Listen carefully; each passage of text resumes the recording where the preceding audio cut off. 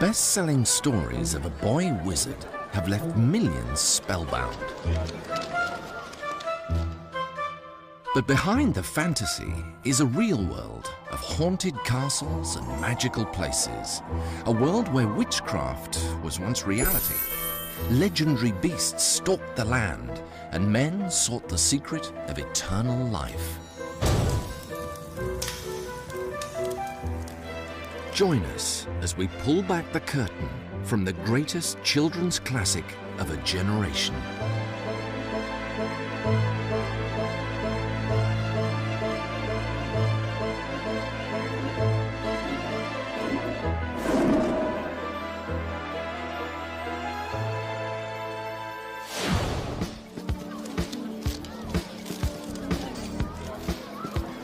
Over 100 million copies sold worldwide, #1 in the bestseller lists, and now a blockbuster movie.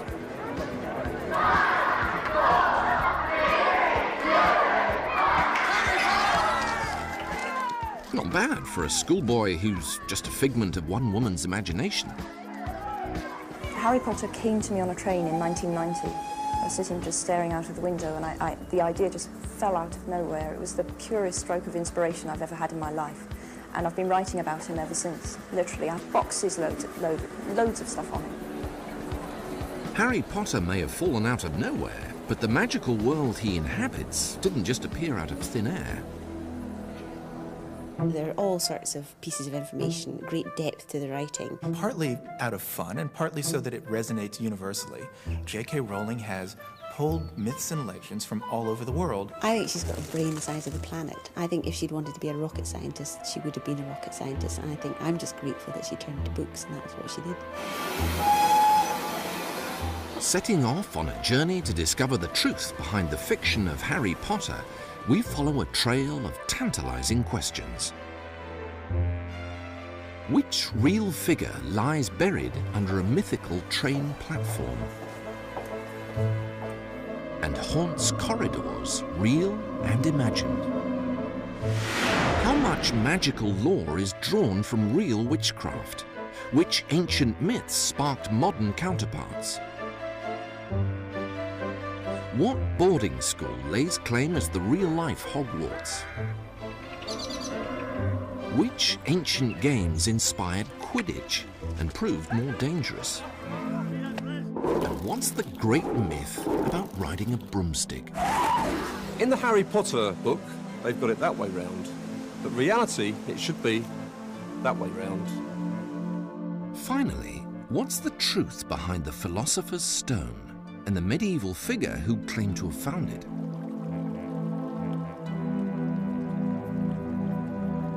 Our journey begins at an ordinary London train station, but a special place for Harry Potter.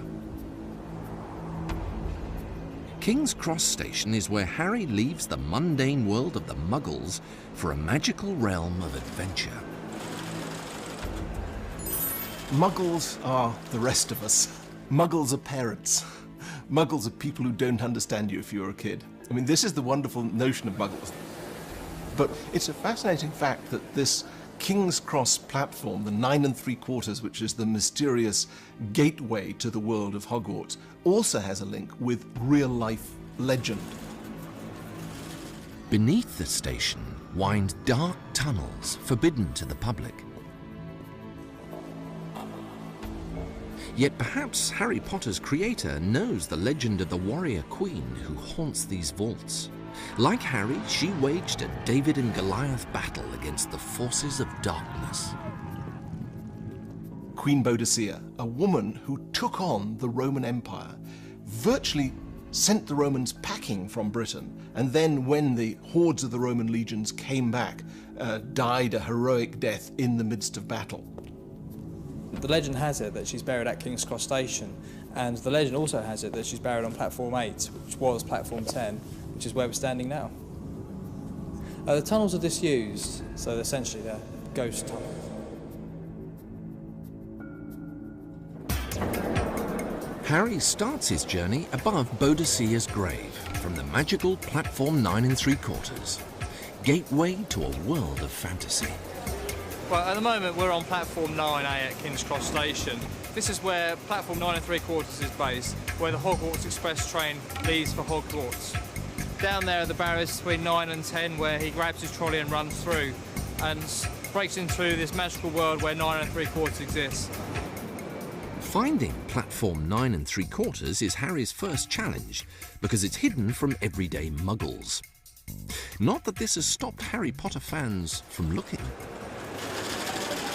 We get people from all over the world. We've had letters from Japan, South Korea, had visitors from Australia, from Asia, all wanting to come to see platform 9 3/4. With a little help from fellow witches, Harry finally finds his platform and catches the magical Hogwarts Express. So begins his enchanting journey to the greatest school of witchcraft and wizardry in the world.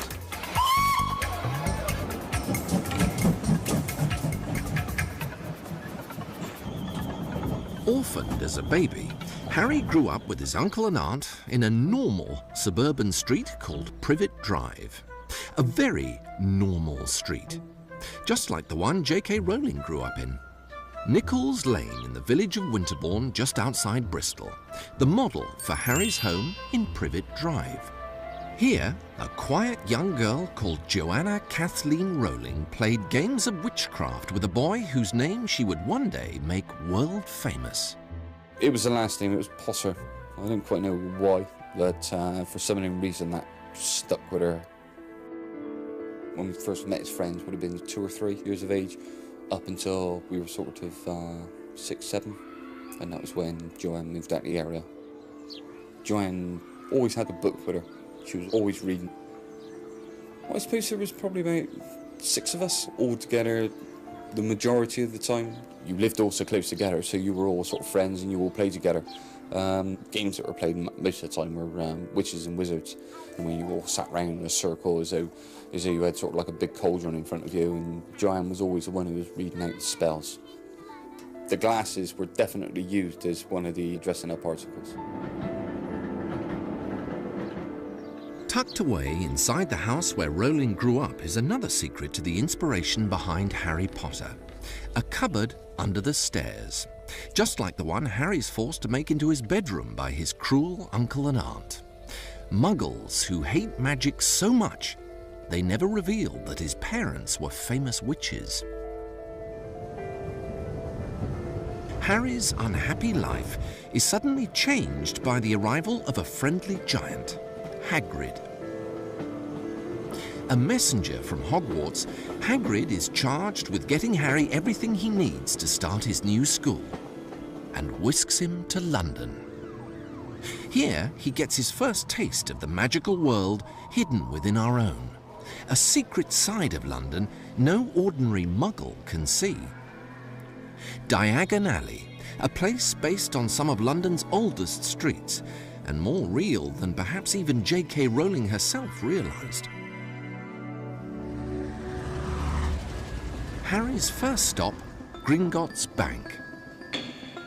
In one of its deepest vaults, he discovers his parents have left him a fortune, enough money to buy the magical tools he'll need for Hogwarts. In the Harry Potter movie, London's Australian embassy stood in for Gringotts Bank, yet nearby is London's real Gringotts Bank. An underground treasure vault that houses some of the world's oldest collections of silver. The London Silver Vault is the biggest emporium of silver under one roof in the whole world.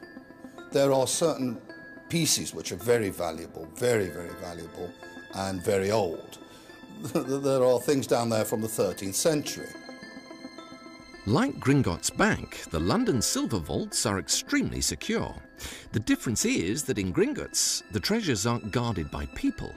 The bankers in J.K. Rowling's magical world are goblins. Goblins, of course, have always existed in literature. Sometimes they're quite evil. Sometimes they're mischievous, but not malicious towards humans. but they're always a little distant from humans. They don't get caught up in any of the human emotions, human drama. You can't make an emotional appeal to a goblin, which makes them really a perfect banker. They're a little bit ruthless, and you could never go to them and say, I need a loan for something. They just, what do they care? You're a human. There's just no emotional connection whatsoever. So they're really the perfect bankers for the wizard world. With his fortune from Gringotts Bank, Harry embarks on a magical shopping spree. Next stop in Diagon Alley, a school uniform inspired by folklore as spooky as it is real. Well, when Harry Potter goes shopping, he aims for a black robe. Now, in the Middle Ages in this country, witches would wear black. Simply, if they were threatened or endangered, they would actually better disappear into the darkness. Certain things, certain props, if you like, are used symbolically to attune the mind. The pointed hat, that comes from reality as well, because a witch believes they can raise the energy within themselves and then release it upwards into a spire, like a church spire, if you like. Harry's other tools are rooted in ancient forms of nature worship. The cauldron, for instance, now, that comes under two terms, because you imagine the old crone stirring up her bubble and trouble sort of thing. That was purely used for medicinal herbs, but it also does represent the Earth Mother, the womb of the Earth Mother. So again, there we go into rebirth and fertility.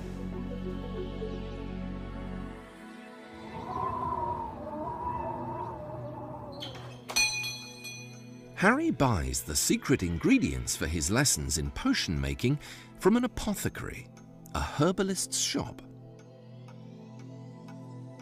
Once again, our world and Harry's meet. Many of the herbs Harry buys are still used today, as herbalist Chris Headley reveals. Herbalism is basically using plants for medicine, and it's a long tradition. And the plants have been used pretty much the same way for many years, but society changes. So the herbs, the use of the herbs change, although the herbs themselves don't change, their use changes because disease change and conditions change. One herb Harry uses is belladonna, also called deadly nightshade, because in large amounts it can be poisonous. It's said witches use belladonna to create potions for flying, a myth with a pinch of fact.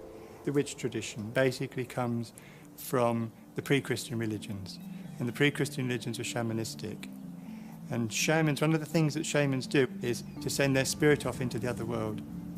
Belladonna was traditionally made into a cream and rubbed in.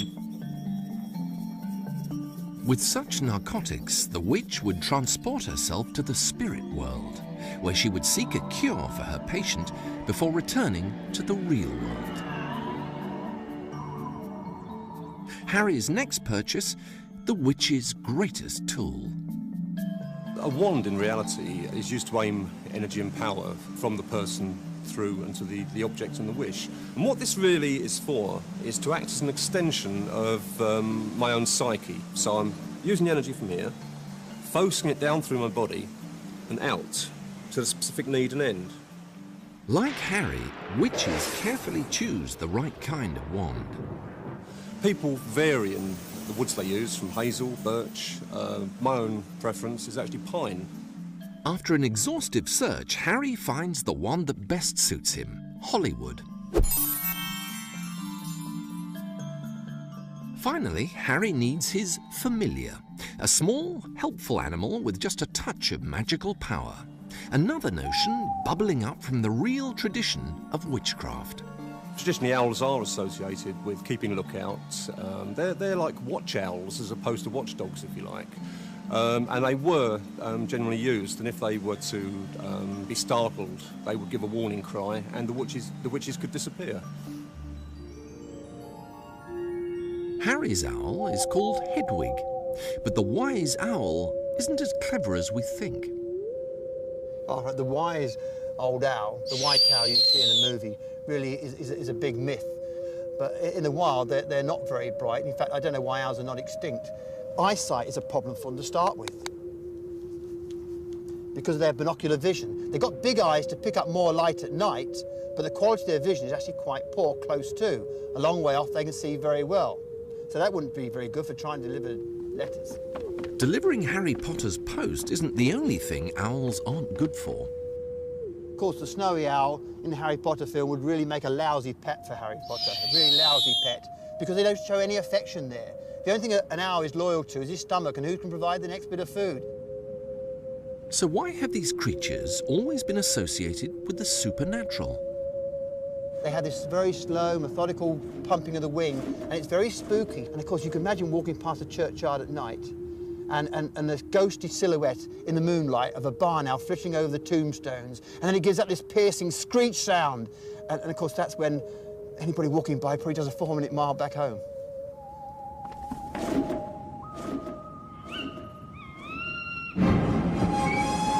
With his shopping complete, Harry is ready to begin a magical adventure of discovery, one that anyone can share. I think the books work tremendously well on different levels, and I think that's why children return to them. They read them once, then they start all over again, because they then go down a deeper level, or they concentrate on a bit that they may have missed. I mean, I'm rereading them all the time, and I'm still finding things that I haven't seen before. As Harry journeys northward on the Hogwarts Express, he passes through Northumberland and the site of one of Britain's most haunted castles. Here lurks a ghost that has walked straight into the pages of Harry Potter. The Grey Lady, a phantom that wanders the fictional corridors of Hogwarts and the real corridors of Chillingham Castle. As the castle's curator, Cyril Robson, explains. The Grey Lady was Lady Mary Barclay. This ghost is supposed to be her waiting, wandering around the corridors and the stairs to welcome her husband home. What I hear are footsteps and the rustle of the dress. Most of the time, it's been in here, in the Great Hall. Sensing ghosts in our world is not as easy as it is in Harry's. I've never seen a ghost, ever, and I don't think most people can. If you try and concentrate on a ghostly noise, it just goes. What the Grey Lady of Harry Potter's world did to become a ghost, no one knows. Not so the Grey Lady of Chillingham Castle. A jilted bride, she refuses to rest, waiting for her day of reunion or revenge. Her husband deserted her, went off actually with her sister, and left her holding the baby. And this ghost is supposed to be her waiting, wandering around the corridors and the stairs to welcome her husband home. But what the welcome would be, I don't know with his reputation. I don't think open arms. Could Chillingham's Grey Lady have inspired J.K. Rowling to invent the Grey Lady of Hogwarts? I think she does have a magpie-like approach to information, and I suspect it's quite unconscious. I mean, I think it would be really hard, again, to say, oh, well, that's the Grey Lady that she was thinking about. I think she would find that very, very difficult to pin down. But what I think she is fantastic at is observing and noting, you know, at some level of her very large brain, these things. And then I think they appear in order to deliver this plot. The fascination with ghosts, I think, comes from the fact that they seem to be a bridge between the living world and the world after death. And that's a mystery everyone wants to solve. They're also wonderfully scary. Kids love to tell each other ghost stories. Adults love to hear ghost stories. And the genius of the ghosts of Hogwarts is that you can interact with them. Like the invisible Peeves the Poltergeist, a constant irritation to Harry and his friends. Ooh, tea for me. Ooh, catch me if you can. Peeves is just the sort of restless spirit often found in places like Chillingham Castle. It's another link between the fictional world of Harry Potter and our own Muggle world, but not the last.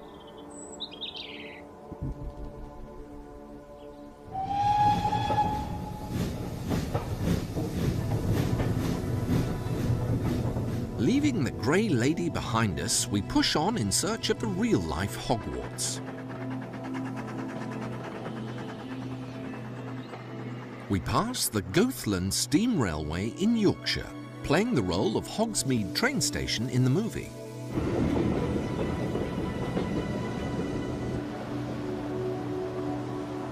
And then the medieval Alnwick Castle in Northumberland, where much of Hollywood's version of Hogwarts was filmed. But where in Britain is Harry's school meant to be?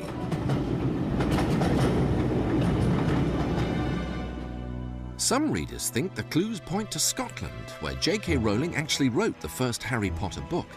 It's one of the few places in Britain where a school of magic could be hidden away from the prying eyes of muggles. Another clue is the sight that confronts Harry when he gets off the train. A vast, misty lake ringed by high mountains, upon which perch the rambling towers and ancient battlements of a medieval castle. Could Scotland be home to the real Hogwarts School of Wizardry? In the remote Highlands, a region steeped in sorcery and witchcraft, stands a real school with startling parallels to Hogwarts, a place of dark mysteries and secret passages that was built by a real wizard.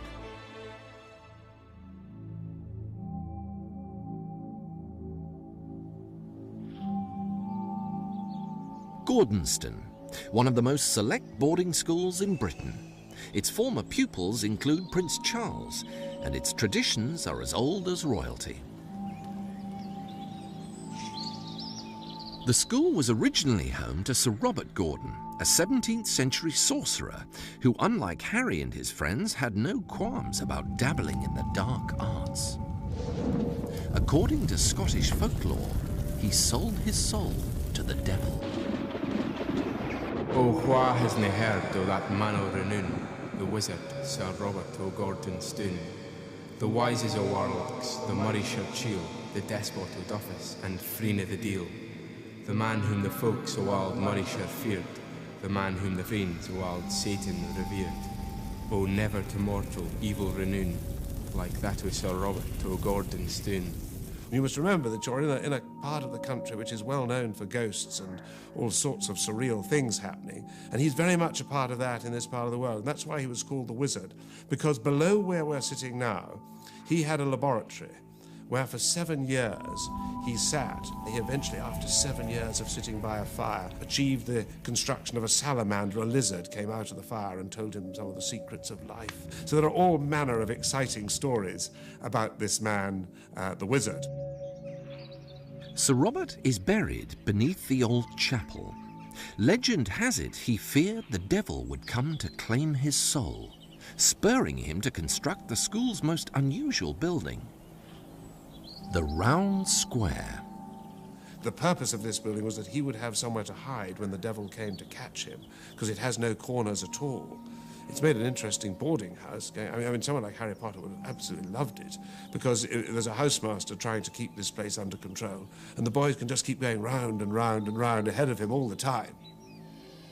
The Round Square failed to save Sir Robert Gordon.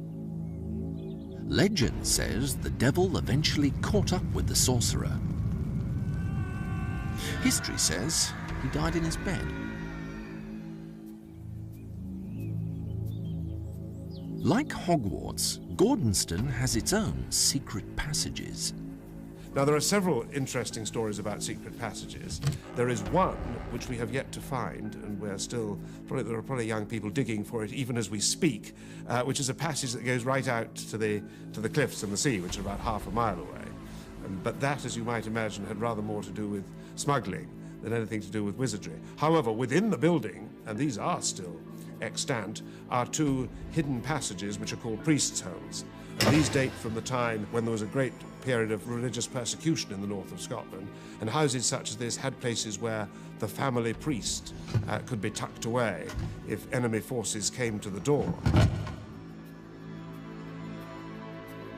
I think part of the brilliance of J.K. Rowling's idea for Harry Potter was to use a traditional British boarding school as the setting.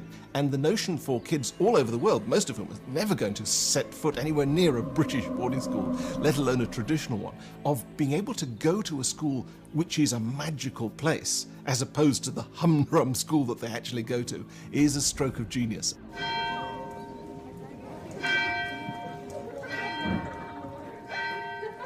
The first thing that happens to a new arrival at boarding school is being selected for a house, a decision that will affect Harry's whole school career. I know all about the sorting hat at Hogwarts, which struck me as a very entertaining way of doing things. And then I thought, well, perhaps actually Gordonston isn't that much different in this respect either, because I think for the big wide world out there, it seems as if there is a type of sorting hat here, but in fact you're looking at the sorting hat right now, in that parents may express a preference for where they wish their sons or daughters to go, but I retain this rather ferociously as the headmasters write in the nationality to say where they should go. It's most important in a school like this nowadays not to have all one type in one house. So what one does is actually, through interview and having reports, learn a good deal about them before they come, and then say, no, I think that one would be right for there. Because rather like at Hogwarts, of course, the sense of loyalty and community within the houses is very keen indeed, and therefore they soon get to know where they belong. At Hogwarts, the members of one house are notorious, Slytherin, and Harry nearly finds himself joining them.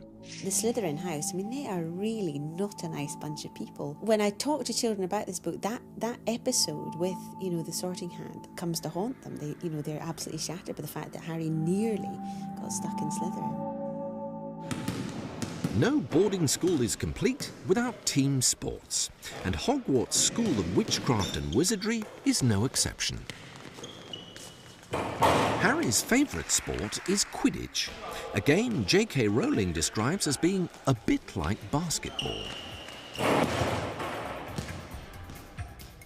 It also uses hoops, but there the similarities end, because rather than 2 of them, Quidditch has 6 hoops and 7 players, each on a broomstick.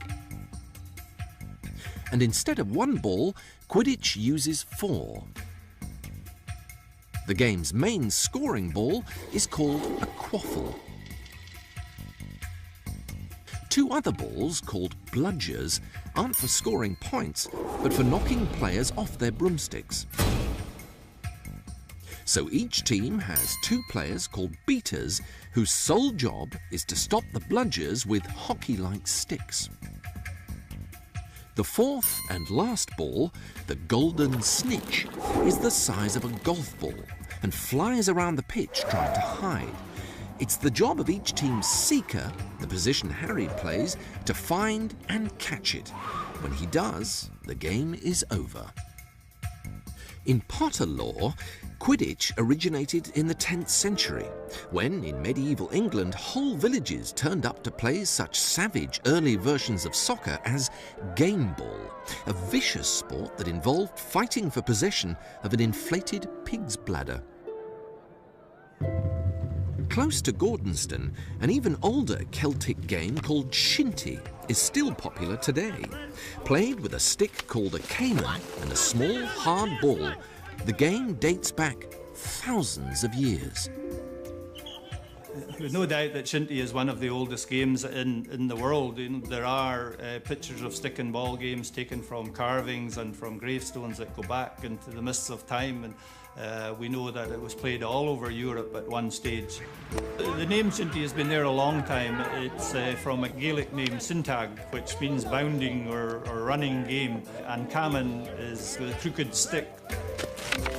The sport is now relatively safe, but when played by Highlanders as a war game, it could be lethal. Oh, I think in history it would have been a pretty rough game, yeah. The stories are that there was a lot of people carried away with broken limbs and split heads and things. In the Highlands of Scotland, there was the clan system, and the clan chief, he liked to keep his men prepared for battle. There was always arguments and disputes going on. And if they practiced battle movements with swords and such like, there were serious injuries, so he was losing men. So shinty developed into the main training. shinty bears some resemblance to Quidditch. But there's another real game that relies on players riding swift, sometimes unpredictable transport, using sticks to strike a ball. Polo, a favourite sport of Gordonston's most famous pupil, Prince Charles. But a horse is no substitute for a broomstick, and riding a broomstick is what makes Quidditch so enchanting. They come in all makes and models: the Oakshaft 79, the Comet 140, and Harry's own prized broomstick, the Nimbus 2000. Riding a broomstick in the night sky is perhaps our most abiding image of the witch. But what if it's wrong? According to one modern-day witch, it is. The idea of witches flying on broomsticks, that actually came from a pagan fertility tradition where a lady would sit on the handle, brush at the front, jump up and down in fields, and it was said that the higher she could jump, the higher the crops would grow. So, in the Harry Potter book, they've got it that way round. But reality, it should be that way round. Perhaps. But at J.K. Rowling's fictional school, the students study real mythology.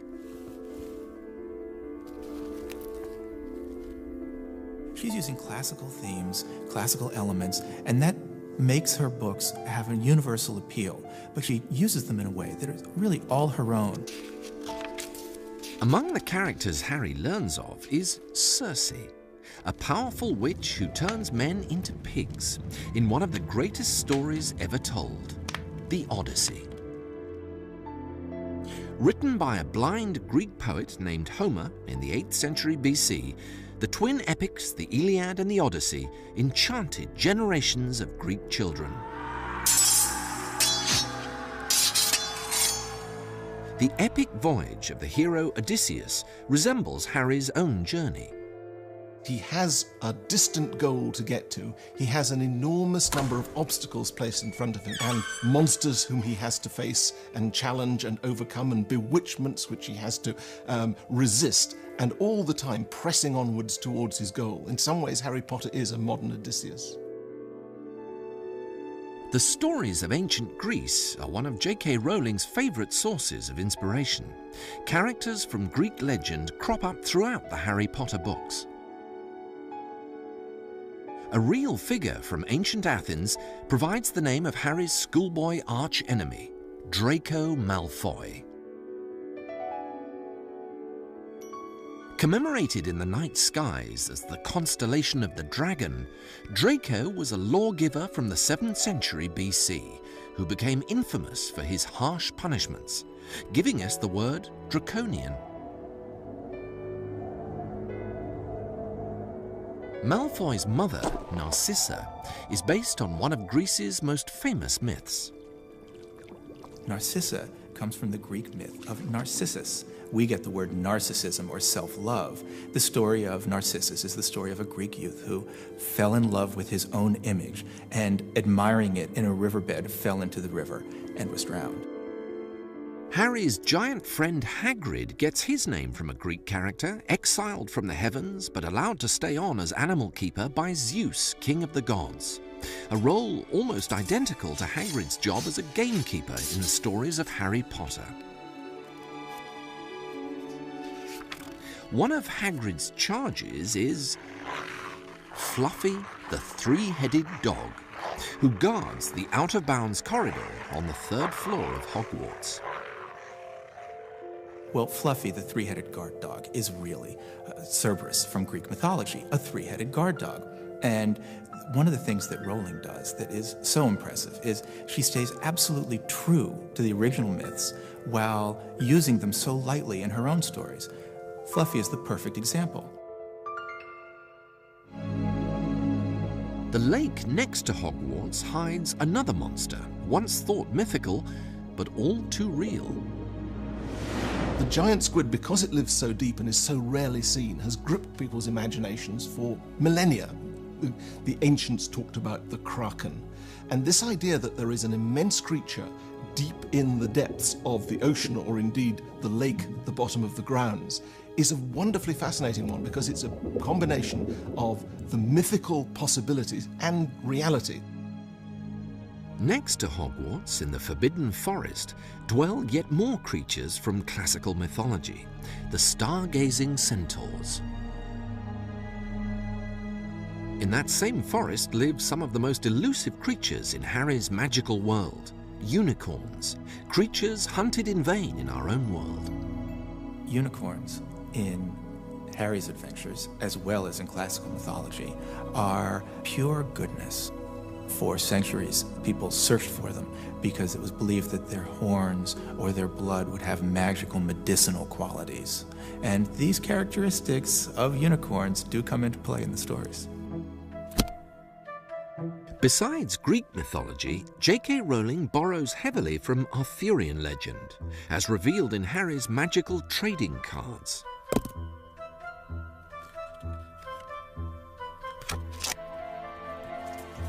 King Arthur and the sword Excalibur, his half-sister Morgana the sorceress, Hengist of Woodcroft, a hero descended from the Norse gods, the druidess Cleodna, the Irish goddess of beauty, the sea and the afterlife, and the greatest of all wizards, Merlin.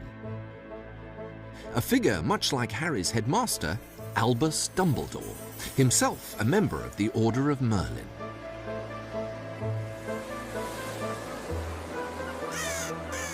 On the coast of Cornwall rises a rugged headland, and a 12th century castle with a legendary name, Tintagel.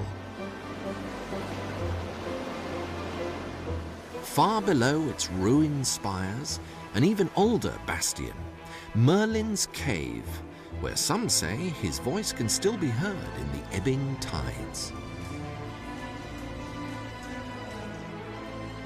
Tintagel Castle is where Merlin is said to have brought the boy King Arthur after the death of his parents. The parallels between Harry Potter and King Arthur are quite extraordinary. I mean, you could almost start off with the fact that, like King Arthur, Harry Potter is spirited away by a magician, taken away from the place where his real parents are because of the danger that he faces. That's exactly the situation in the Arthurian legend. And then you take it further, that just as Merlin tutored Arthur, so Harry Potter at Hogwarts is being trained in using the magical powers that he has inside him.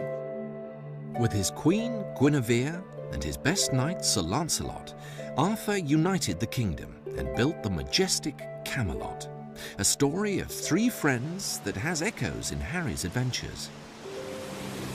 Then there's the other interesting parallel that Ron and Hermione and Harry are not dissimilar to Arthur and Lancelot and Guinevere, which leaves all sorts of interesting possibilities for the way this saga will develop.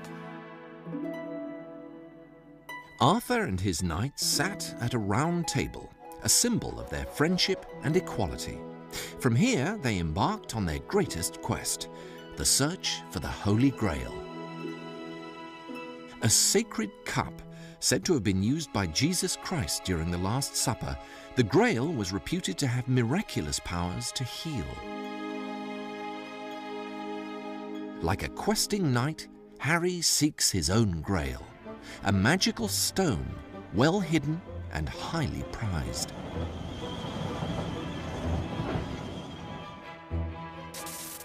Called in the United States the Sorcerer's Stone, it's known to history as the Philosopher's Stone.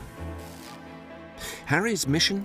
To thwart the evil wizard Voldemort from stealing it. The Philosopher's Stone and the Holy Grail are, in many ways, very, very similar objects, in the sense that if you can get hold of this object, you have the secrets of the universe in your hand. The Philosopher's Stone could not only turn ordinary metals into gold, it could bestow the secrets of immortality. Fervently believed in by medieval scholars, the Philosopher's Stone was first sought in the days of ancient Egypt, when mankind discovered the secrets of magic. So much of what we consider magic and magical knowledge comes from Egypt, and Egypt plays a big part in the books. You know, the idea, for instance, even of wizards having wands goes back to Egypt. From Egypt, the quest for the Philosopher's Stone was carried across Europe. In the Middle Ages, the stone became the obsession of early scientists called alchemists. If they could create the magical stone, alchemists believed that they could turn base metals into gold and unlock the secret of immortal life. Alchemy was really, it's the roots of modern chemistry. Now, not modern chemistry as it's practiced now with electron microscopes and such, but certainly the experimentation with different chemical reactions, that grew out of the work of alchemists. Over the centuries, countless alchemists tried to create the stone. None succeeded. Then, in the 14th century, one claimed to have actually done it. He's another figure from history who finds his way into the pages of J.K. Rowling.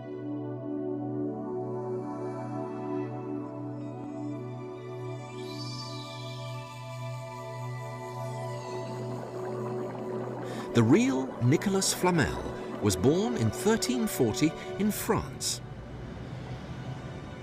He lived in Paris, where a street is named after him. A man of great wealth, he built many houses for the poor, one of which still stands, the oldest house in all Paris. Here, thanks to his generosity, the poor could receive a meal, as the modern owner, restaurateur Nadin Herkberg, explains. This restaurant is in the house that was built in 1407, which is today the oldest house in Paris. It used to be a place where people would come and have a free meal. They could stay for one night, but it was not exactly free. They had to pray, and those prayers were for the soul of Nicolas Flamel. And he always wanted to find ancient knowledge. That was what obsessed him. And one day, according to him, one night, an angel appeared at the foot of his bed and told him that a book would come to him which contained the wisdom going back to the earliest days of civilization. And sure enough, the next day, a poor old man came along with a book bound in brass covers and sold it to Nicolas Flamel. Just one problem. The book was incomprehensible. And thereafter, for the next 20 years, Nicolas Flamel travelled Europe to find someone who could translate this wonderful book. And only when he did find that person and was able to get their knowledge and open the secrets of the book did he find the secret of turning ordinary metals into gold and possibly the secrets of immortality. When Flamel died in 1417, rumour spread that he had cheated death using the Philosopher's Stone. His house was ransacked by Parisians looking for secret stockpiles of gold. None was found. 200 years later, Flamel's story took a stranger turn. People were fascinated by what had become of his book and what had become of him. They opened his tomb, and the tomb was empty.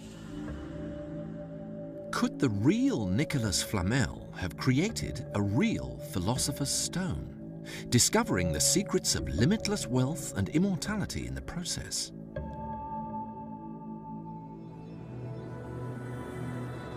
Just outside Paris lives Jean Dubuis, a modern-day alchemist who has followed the teachings of Nicolas Flamel for 5 decades.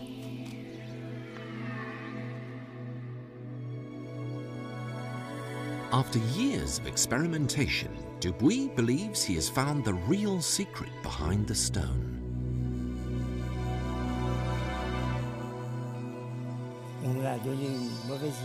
Alchemy is misunderstood. I don't really think alchemy is about turning metal into gold. It has another purpose. Alchemy is really about gaining a knowledge of the inner world, a spiritual knowledge. I think the real quest of alchemy is for each individual to find his true self.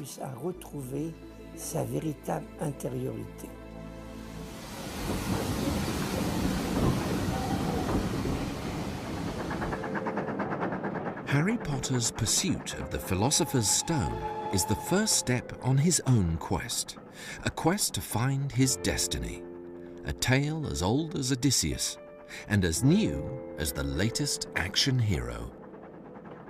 The books work on all different levels.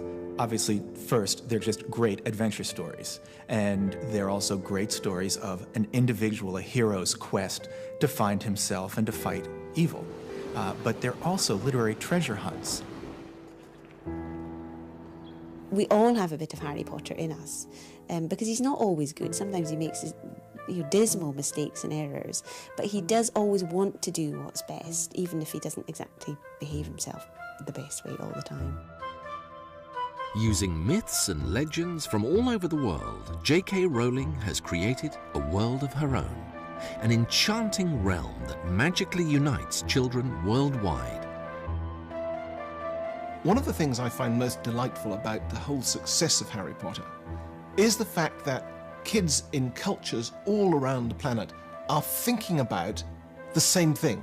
They're excited and charmed by the same notions. It's like a community of enthusiasts that spread right around the globe. Harry Potter appeals to them all. I think that's great. As Harry's saga continues to unfold, readers can expect to uncover more connections with our own Muggle world. And like the quest for the Philosopher's Stone, if we follow the clues in Harry's magical world, perhaps we can discover the real magic in our own.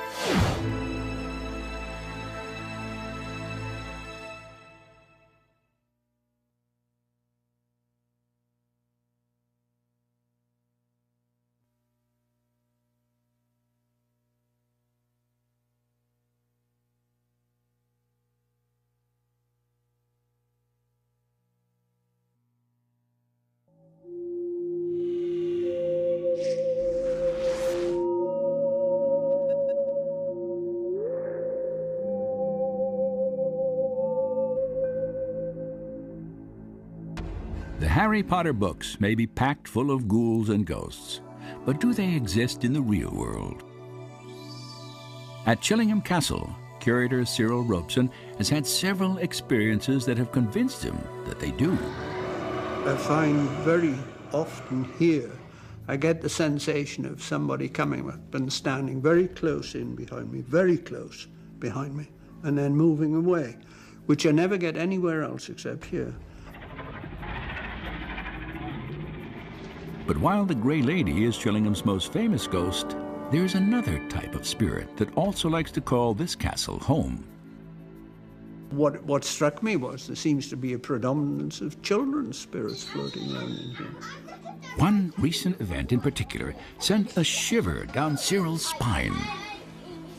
There was a lady going around the house with a little boy, and he'd be, 6 or 7 years old. And the little boy was away looking out the window.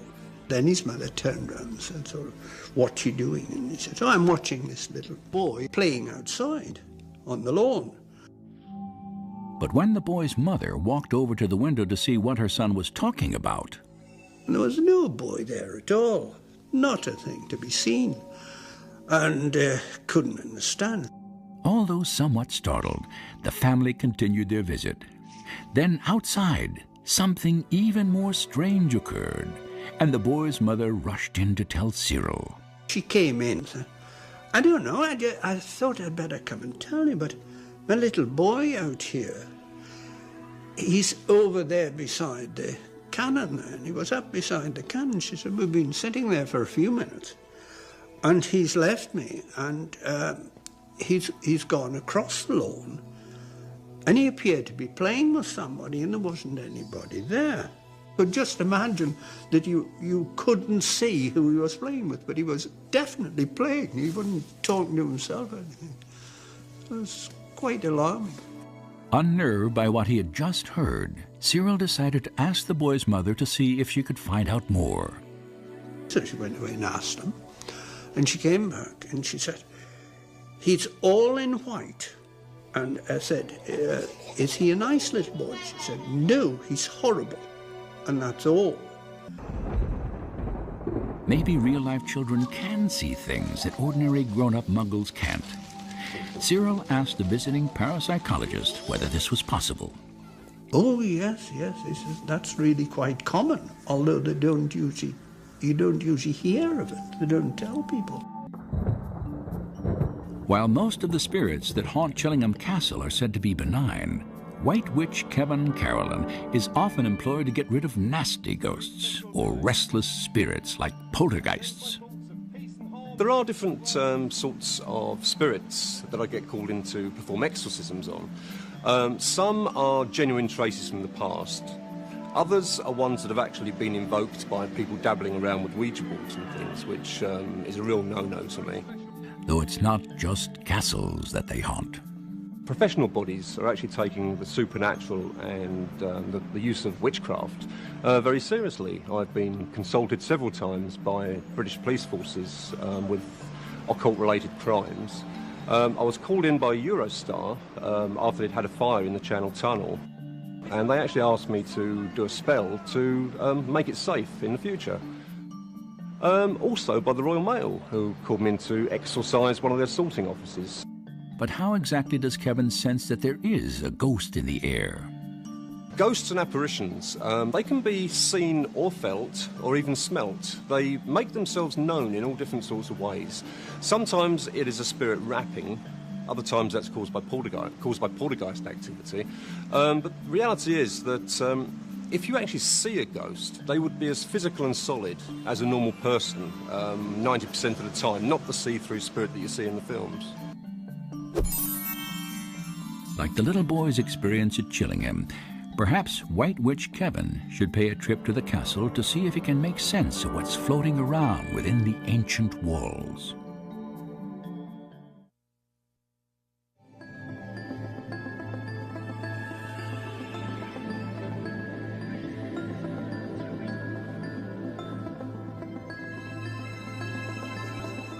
Harry Potter's quest for the Philosopher's Stone takes him on a fascinating journey into the real-life history of alchemy. Part art, part science, part spirituality. The earliest form of alchemy was practiced in ancient Egypt. It is probable that the gold of pharaohs, of the mummies, is actually the gold of alchemy. But this mysterious discipline is not just about turning base metal into gold. This quest is more a quest for truth, for a certain philosophy, more than transmuting a metal into another one. Jean Dubuis is the world's leading expert on alchemy. He's been practicing this esoteric art for over 40 years. I don't think that alchemy is about turning metal into gold. It's got another purpose. Alchemy gives an interior knowledge of the world, a spiritual knowledge. Alchemy has existed since time began and exists everywhere. You yourself may not know it, but you are also an alchemist. If alchemy hadn't existed in our bodies, we'd all be dead. For Dubuis, alchemy is an invisible spiritual energy, as important to us as the air we breathe. An energy that can be harnessed by specially prepared stones. Each of these stones gives insight and power over different kingdoms, like the animal, vegetable, and mineral kingdoms. There are several philosopher's stones in existence. In the vegetable domain, there is a certain philosopher's stone. It won't give you complete knowledge of nature, though. the real Philosopher's Stone is very rare. The ultimate Philosopher's Stone gives power over ourselves, supposedly allowing alchemists like Nicholas Flamel to attain immortality by harnessing an inner spiritual energy. The real Philosopher's Stone can only be attained when the alchemist has transformed himself. If you are not generous, you won't find the stone. The Philosopher's Stone is only given to those with a heart and generosity. It is not impossible that through generosity you'll achieve the power of alchemy without the use of a laboratory. The real route is the route of the heart, liberty, love, and generosity. So the real secret of the Philosopher's Stone is not that it is an object or even that it can make you immortal. Instead, it is a type of spiritual transformation, one that puts you in touch with your true self. Modern research into herbalism has also revealed some surprising facts, because some of the magic potions of Harry Potter's world are more real than we think. Most modern research in plants actually comes from herbal lore. Most of our drugs come originally from plants. Quite often they've been played around with a lot and tinkered about in the laboratory. Believe it or not, the best-known drug in human history stems from ancient herbal practice: aspirin. It's extracted from the willow tree. The willow tree was used as a painkiller, as an anti-inflammatory, and aspirin is a good painkiller and a good anti-inflammatory. Herbalism really does seem to be a field where ancient lore becomes modern fact. They're researching sage at London University for Alzheimer's disease, and sage is a remedy which has always been used to strengthen the memory. In fact, they used to say that if you want to remember a page of writing, you put a sage leaf in the page, and you will never forget it. Another remedy used by Chris Headley is wolfsbane, which has jumped straight from a Hogwarts potion book into real-life herbal medicine.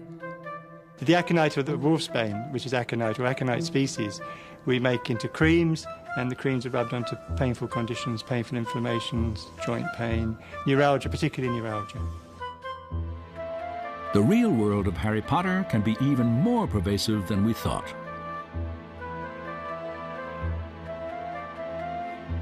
Even less well known is that it is not only real herbs that influence J.K. Rowling. Other natural materials play a very real part in Harry Potter. Throughout history, the type of wood witches and wizards choose to make their wands from is picked with specific qualities in mind. The commonest wood that was used for making wands was ash, and in fact it was still up until quite recently in the French countryside they'd still make ash wands in the spring and use those for healing. Ash has a quality of directness about it. Ash is a wood that you use to make weapons, you use it to make spears, so therefore it has a direct, pushy quality. And as for holly, the wood used for Harry Potter's wand? Holly is protection. It's used for protection. You bring holly into the house in the middle of winter, at the time when the ghosts and Christmas Eve, when the ghosts and the spirits are all up there and you need some protection, you bring the holly in, and so holly has a protective quality, which is also inherent in its prickliness, isn't it? It feels protective. Hopefully so, because Harry needs all the help he can get to beat the evil Voldemort.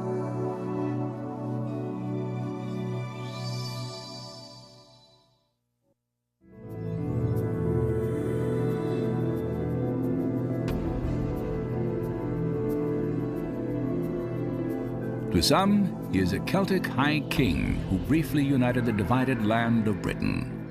Others believe he was a Roman general who helped spread the word of God. And whatever side you're on, it's not hard to see parallels between elements of the King Arthur story and our very own Harry Potter. Hollywood screenwriter Gavin Scott explains. The parallels between Harry Potter and King Arthur are quite extraordinary. I mean, you could almost start off with the fact that, like King Arthur, Harry Potter is spirited away by a magician, taken away from the place where his real parents are because of the danger that he faces. That's exactly the situation in the Arthurian legend. And then you take it further, that just as Merlin tutored Arthur and made him the man who could become the wanton future king, so Harry Potter at Hogwarts is being trained in using the magical powers that he has inside him. But what are the roots of the story of King Arthur, one of the most compelling legends ever told? Almost every part of Britain has tried to claim him as their own, but Tintagel, on the rugged coast of Cornwall, has a better claim than most. The story of Arthur and his knights was first made popular by a 12th century monk called Geoffrey of Monmouth. He believed Arthur had been a wise and just king, as well as an outstanding general, and had lived here at Tintagel some 800 years before, in the 5th or 6th centuries AD. Several decades after Geoffrey of Monmouth's book, a French poet called Chrétien de Troyes expanded on the story of Arthur, introducing new elements of Celtic myth and fantasy, such as the quest for the Holy Grail. The Holy Grail was the cup from which Jesus Christ is supposed to have drunk at the Last Supper. It disappeared, and the search to find this cup, which conveyed the secret of immortality to anyone who was able to drink from it, was one of the obsessions of the Middle Ages. And of course it features in the Arthurian legend as the grail for which all the knights were searching. Like the Philosopher's Stone that Harry Potter seeks, the Holy Grail also represents wisdom and secret knowledge. The Philosopher's Stone and the Holy Grail are, in many ways, very, very similar objects, in the sense that if you can get hold of this object, you have the secrets of the universe in your hand. The story of the Holy Grail was central to the greatest of all early books about Arthur, Sir Thomas Malory's Le Morte d'Arthur. Written in the 15th century, it has been endlessly retold and is the basis for the story we are all familiar with. In this book, the wizard Merlin, who lived, according to legend, in a cave in the cliffs beneath the castle at Tintagel, takes the orphan child Arthur to be raised as a humble squire. Only years later, when Arthur pulls the magical sword Excalibur from the stone, does he realize his true destiny, a bit like Harry. King Arthur didn't even know that he was to be king until he went and grabbed a sword and it came right out of the stone. Even then, he wasn't quite sure why everyone had gathered around him. Harry just thinks that he's got a tough life and he's living under the stairs, and when Hagrid comes at the very beginning of the first adventure, it's a shock to him to learn his own lineage. And there's another tantalizing link between the Harry Potter books and this old Celtic legend. Harry's silver-haired headmaster, Albus Dumbledore. Dumbledore is a wizard in the classical mold. Just the way he looks to begin with. He's got the robes, he's got the long silvery hair, he's got the beard. He's like Merlin. Every picture we've ever seen of Merlin in everything, in illustrations, movies, that's how he looks. Gandalf from Tolkien's Lord of the Rings. That's how a wizard should look. And that's very much how Dumbledore, who is, after all, of the Order of Merlin, that's where he gets his appearance, and that's the tradition he comes from. As for King Arthur, together with his queen Guinevere and his champion Lancelot, he unites Britain under one king, constructing the fabulous Camelot and the Round Table of Knights. For a time, all is well. But the magic spell is broken when Arthur discovers that Lancelot and Guinevere have betrayed him and become lovers. An idea Gavin Scott believes might reoccur in the Harry Potter stories. And then there's the other interesting parallel that Ron and Hermione and Harry are not dissimilar to Arthur and Lancelot and Guinevere, which leaves all sorts of interesting possibilities for the way this saga will develop. It seems that Harry and his friends have famous legendary predecessors. But what happens next in the Arthur story? Betrayed by his half-sister Morgana and his own son Mordred, Arthur and his kingdom fall into ruin. Only by finding the Holy Grail and tapping into its healing powers can the king and his land be cured. And there follows an epic quest in which Lancelot, Percival, and Galahad seek and eventually find the Grail. But though Arthur is healed, he must now prepare for a final battle against his evil half-sister, the witch Morgana, and her son Mordred. Arthur wins the battle, but is himself slain. Camelot is no more. Yet, as the wizard Merlin reminds us, Arthur was the once and future king. he will one day return, perhaps even in the guise of Harry Potter. After all, Gavin Scott says, Harry Potter has got places to go. He's not only established himself as a character, as a mythic hero in the minds of kids around the world, but you've got the feeling that there are things he has to achieve which you want to see him achieve, that there are challenges he has to confront which will help explain the way the world is, and we want to follow him in that journey. We certainly do. And one thing that makes Harry's Arthurian quest so exciting is that new evidence has been found right here at Tintagel that suggests that these ancient stories and legends might be based on a real historical figure. In 1998, a fascinating clue was unearthed amid the ruins. A piece of 6th century slate bearing the Latin name Artenolf, a name that translated into English is Arthur.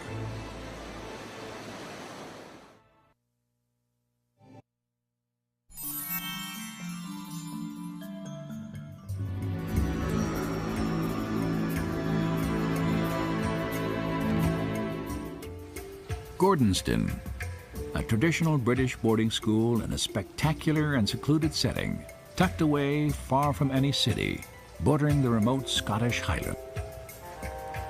No wonder some people think that this school was the inspiration behind Hogwarts School in the Harry Potter books. But behind the granite facade lies a story which could come straight from a Harry Potter book, and one that might chill their young bones. Dumbledore is not Britain's only school wizard. In the 17th century, the mysterious Sir Robert Gordon presided over Gordonston School. Though unlike White Wizard Dumbledore, he has gone down in history as master of the dark arts. The story has it that in a basement laboratory beneath the school, Sir Robert made a pact with the devil, selling his soul for hidden knowledge. Thereafter, so the legend has it, Sir Robert never went out in daylight again, because having sold his soul, he no longer owned a shadow. Wicked and cruel, Sir Robert eventually got his just deserts when the devil came to claim his own.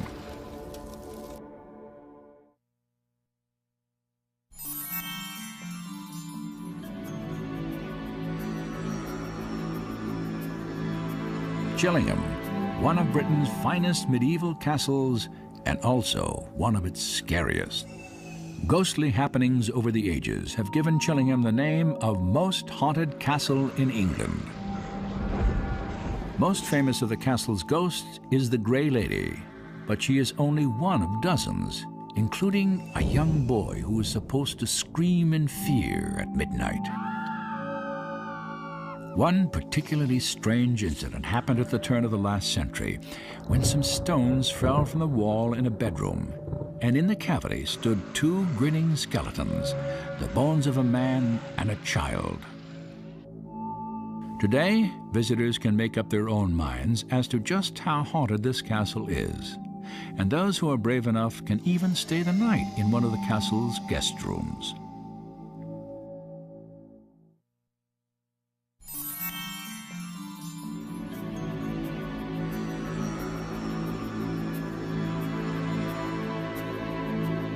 Built in the heart of Northumbria, an ancient kingdom once ruled over by great warrior kings, Alnwick Castle is set in impressive grounds and contains a large collection of fine art and antiques.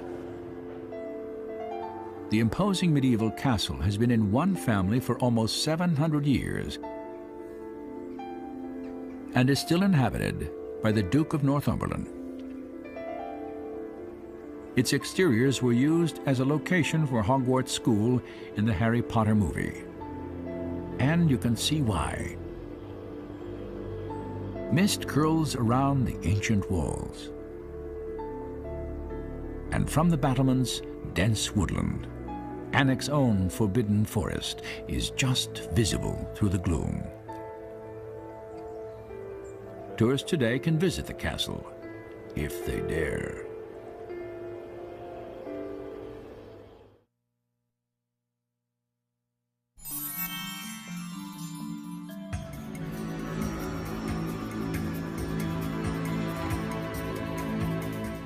In the Harry Potter movie, filmmakers turned picturesque Gothland Station into Hogsmeade, a station where Harry alights for Hogwarts School of Witchcraft and Wizardry. And the railway shop on the platform was transformed into the prefect's room of Hogwarts School. Even in real life, this isolated station is pretty magical. Lovingly restored and carefully looked after, Gothland Station is a major tourist attraction. One of several stops on an 18-mile-long stretch of railroad that weaves through the heart of the rugged Yorkshire countryside. In the 19th century, the line was an important local trade link. Trains have been running on this line for over 150 years, initially dragged by horses, then powered by steam. And now it offers visitors the chance to relax in the old style, take in the view, and experience the delights of travel by steam train.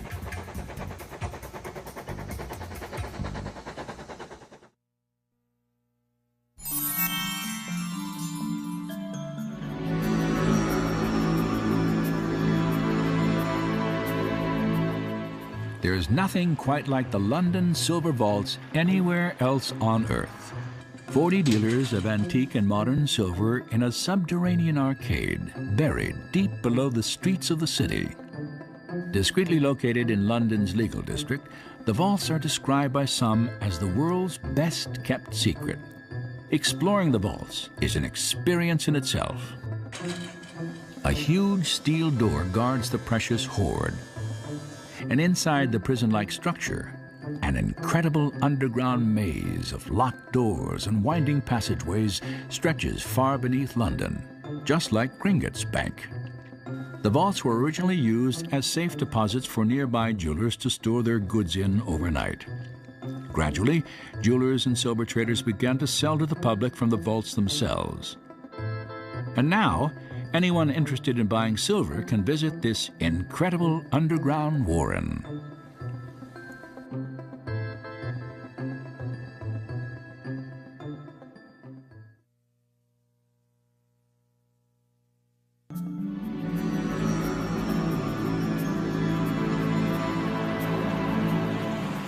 King's Cross Station, real-life railway terminal in the heart of London, and gateway into Harry's magical realm. Author J.K. Rowling's imagination was also lit when she was sitting on a train that left from this very station. It was here that she came up with the idea for the Harry Potter books. Today, Muggles scurry back and forth across the platform of one of the busiest train stations in the city. Little do they know that they board their trains above Battlebridge, an ancient village named after the titanic battle between the legendary Queen Boadicea and the Roman Empire. The battle the ancient Britons lost, though not before Boadicea took her own life, depriving the Romans of their ultimate triumph.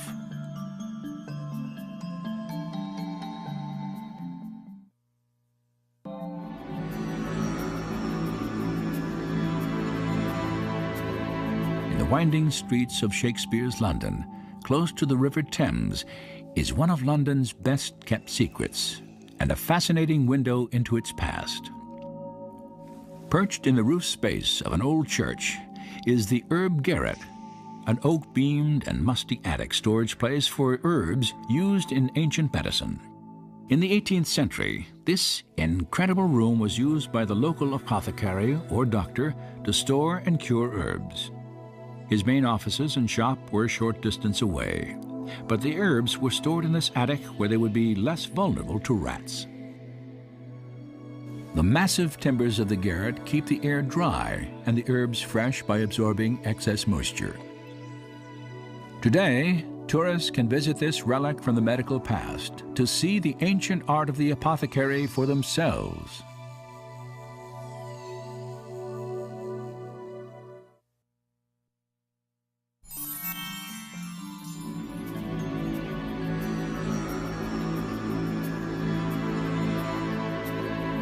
Winterbourne, an ordinary village in an ordinary town, except for the fact that J.K. Rowling, author of the Harry Potter books, spent her early childhood here.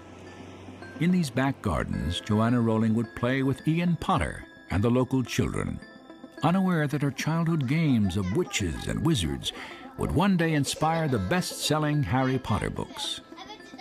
It is a street just like this that Harry Potter lives in before he is spirited away to start a new life at Hogwarts School of Witchcraft and Wizardry.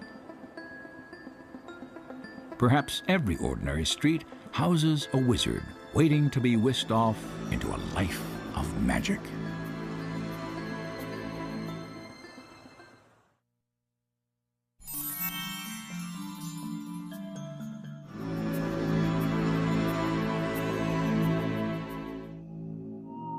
Perched on a cliff top on the coast of North Cornwall is Tintagel, the spectacular ruin of a 12th century castle steeped in Britain's Celtic past. This is the place where Merlin is said to have brought the boy king Arthur after the death of his parents. From the cliff top you get an amazing view of the surrounding countryside and the sea below, where the waves pound the rugged coastline. And Tintagel's rocky cliffs loom over another ancient wonder, long connected with legend and myth. Merlin's Cave. Master of wizards, Merlin is said to have lived in this cave whilst Arthur grew up in the castle above. Another version of the legend tells how waves brought the infant Arthur to the shore, where he was plucked out by Merlin and carried to safety.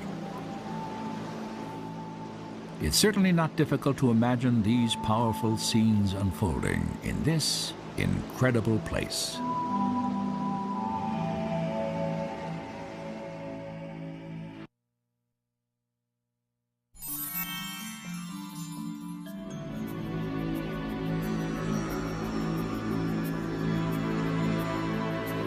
Paris, capital city of France, and hometown of Nicolas Flamel, legendary creator of the Philosopher's Stone and the man at the bottom of Harry Potter's own bookish investigations. A gravestone in the Musée Cluny commemorates the great alchemist, although according to myth, Flamel cheated death by forging a magical Philosopher's Stone which not only gave him immortality, but allowed him to transmute lead into gold. Whatever the truth of the legend, Parisians have not forgotten Flamel's famous generosity. A street still bearing his name commemorates his deeds. And the nearby Auberge Flamel, a house he built for the poor in 1407, is now one of the city's finest restaurants.